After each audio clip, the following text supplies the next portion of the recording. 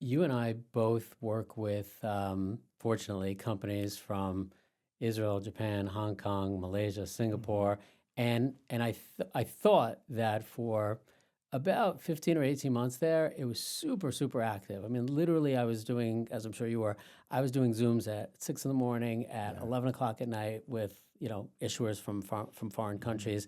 Do you feel like this has slowed down that appetite? Are people Yeah. just on pause, or are they still moving forward, hoping for the best? So let me give you some data because I think this really highlights this point very well, Seth. And that is this. So in 2025, there were 100 and I think 42 microcap IPOs. By the way, I'm impressed you have no notes. This is all data off the Yeah, top of your head. I So love this go stuff. I eat, ahead. breathe, and sleep this stuff. Okay. It is all I do. Okay. So 142 microcap IPOs. Out of those, I think 82, 83% were foreign. I mean, from foreign jurisdictions. Think about that.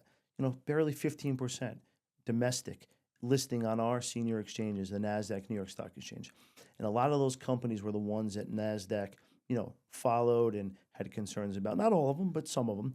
Um, this year, in the first quarter of 2026, there were five microcap IPOs. Five. Okay.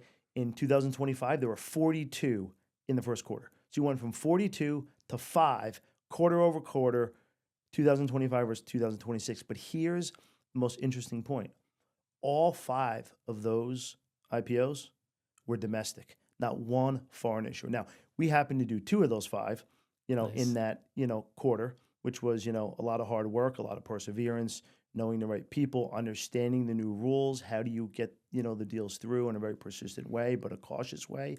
But just think about that. The foreign market, as far as IPOs have gone, has absolutely collapsed. And that's not a coincidence. That is by design.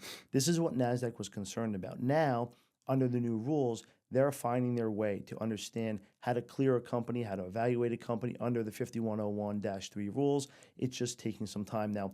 We're working on, a number of foreign transactions, both in China, Japan, and other places. And it is definitely taking time, but I'm hopeful that the exchanges will work out their internal processes and we will help them be a part of that to just make the ecosystem better and make the market safer.